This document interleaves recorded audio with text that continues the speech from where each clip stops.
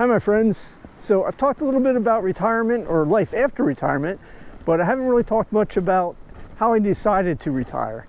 So if you want to hear the 4 big questions I kept asking myself in that process and what graffiti has to do with it, stay tuned.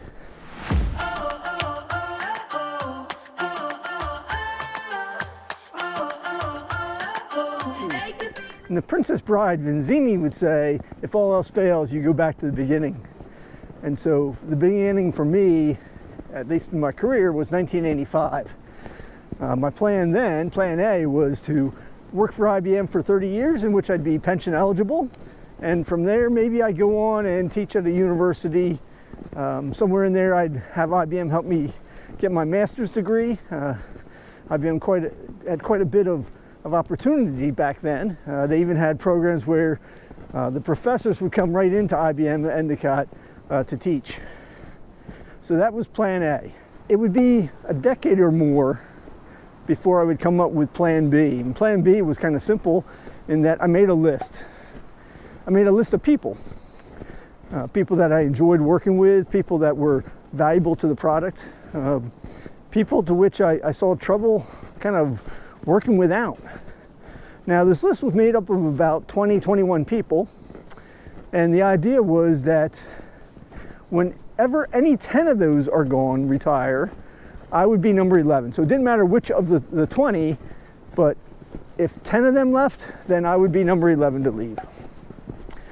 And that seemed like a pretty good plan. It was kind of working out in terms of projecting time-wise. A few things I didn't think about was I had a few people that didn't retire, but they kind of stopped working with me. They shifted to other groups and wasn't sure how to count that, so I counted them as half. That was a half loss. And then I had somebody, I won't mention names, but they left, retired from IBM, but then they came back. So I had to adjust the number there. And so that was the plan for quite a while. In fact, my financial advisor would often ask me, what's the number? Meaning, how many people were left on the list before I was going to go next. And so that was plan B. I decided to augment plan B with plan C, which involved me kind of being an adult in ways, in terms of getting a will, taking a more serious look at my finances.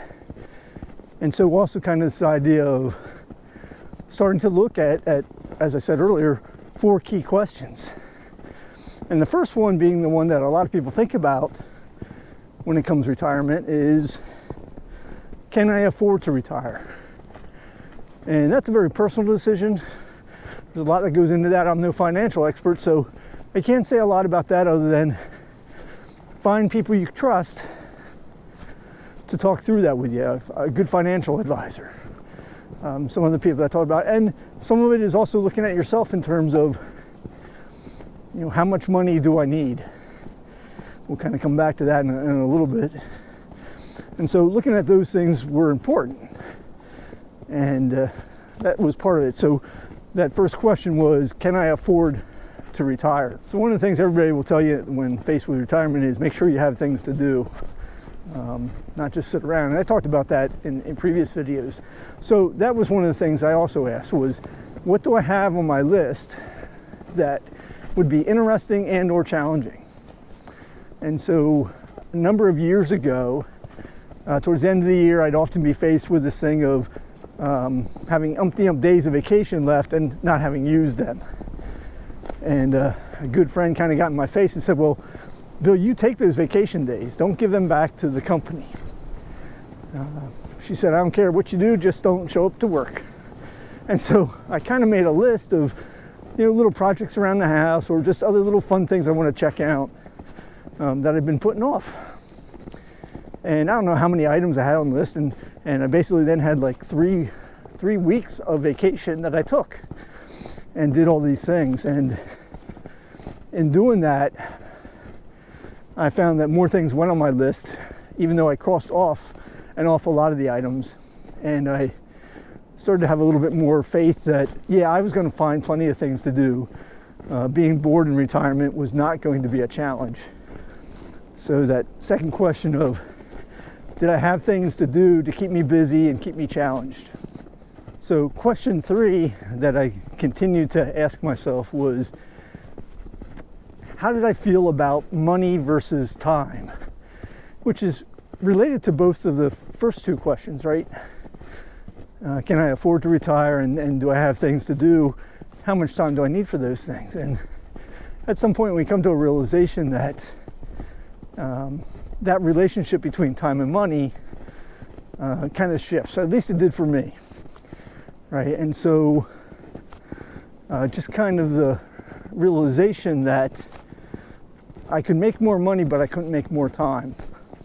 And that was definitely impacted by people passing away, things of that nature, that just makes us more cognizant of the fact that time is finite. So question number 3 was, how did I feel about time versus money? So the 4th question came to me a little bit later.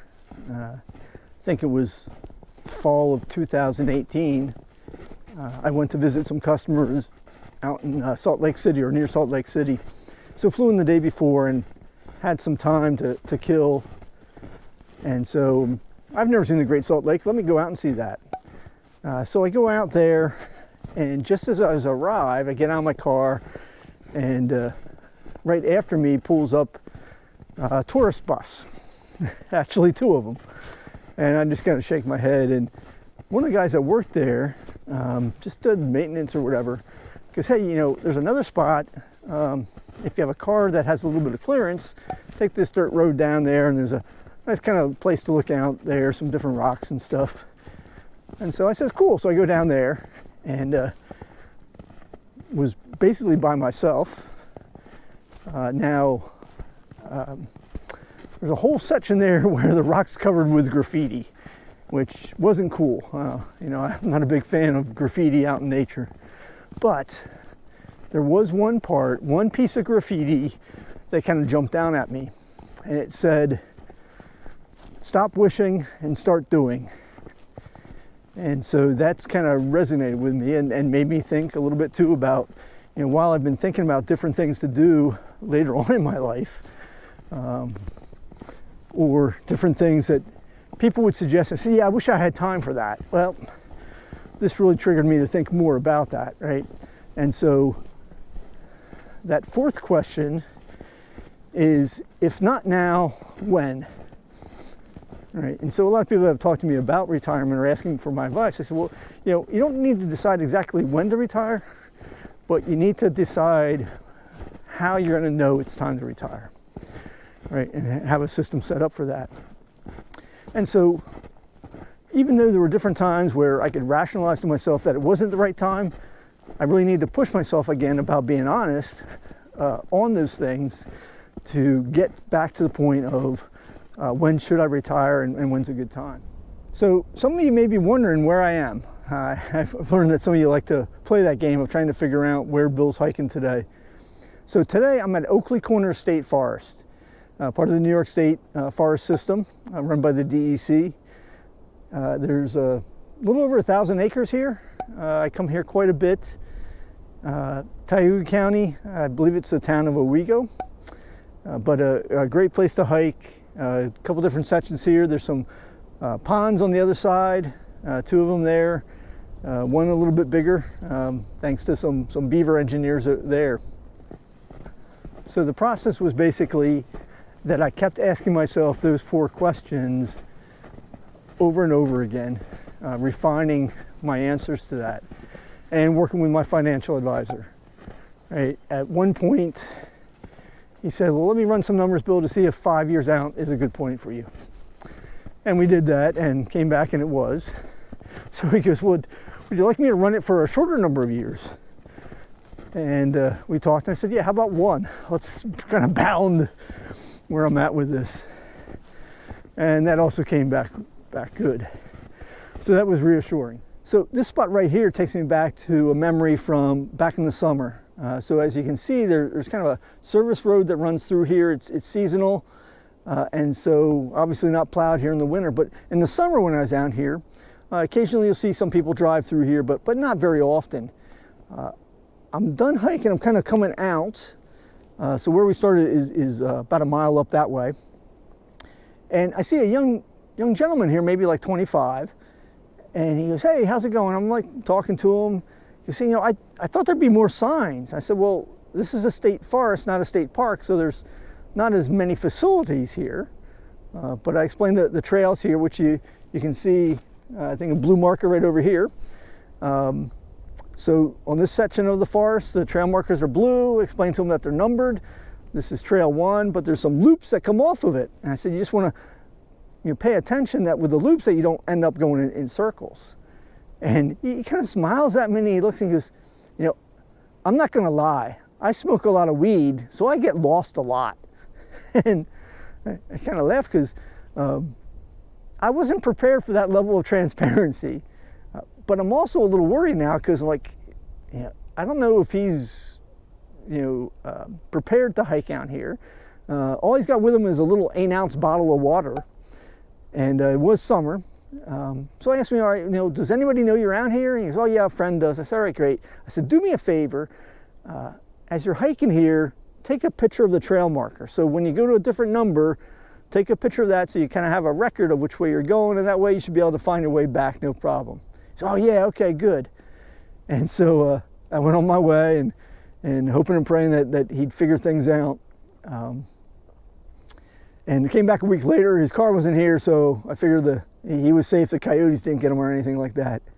But I also tell that story because later on it struck me how valuable it is that this guy was aware of his weaknesses and honest about it. And so as we've been talking about these questions that I've been asking, I know part of what I had to really push myself and have other people push me was I really being honest about how I was answering them? How did I really feel about my financial security or things to do? All of that was important, and being honest is kind of critical to that. There are challenges along the way with those questions, one of them being finances again. Though, as I said, I'm not a financial guy. But I would have people stop me and say, well, Bill, I was going to retire, but the market's down, so I'm going to put it off a year. Now, I'd often ask those people, well, does that mean when the market goes up, you accelerate your plan to retire and retire earlier than you expected? Now, I realize that was kind of a bad question for me to ask the people. What I really should be talking to them about is if their retirement plan is based on how the market performs in any one particular year, that's probably not a good plan, right? We want to look at averages and bigger numbers, bigger picture thing. Another thing that came up was there are a lot of long-term questions or things to decide. Where do I live? Do I move after I retire? Things along those nature. And part of what I realized at some point was I don't have to decide all of that right now. I can take my time, figure things out. In fact, some of those things might be easier to decide after I retire. Find out what living in my area is while retired, give me time to look at other places, right? So one of the things is don't feel you have to have it all figured out day one. In many cases, it'll be easier with that extra time. I wrestled with some guilt about my retirement's impact on my coworkers. How much of my work would be dumped on them? What resources would I be taking away from them? And again, that's where I had some really great friends who said, Bill, that's not your problem. And so for those of you that told me that, thank you. But that's something that we might have to work through at times when we look at retirement. So I guess the rule out of there is make sure you find some good friends.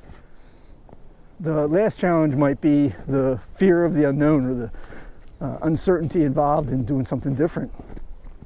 And the more I thought about that, the more I realized, when did I let that stop me? As a kid, we used to kind of embrace that idea of what's ahead, where's this road go, where's this trail go, what's under this rock?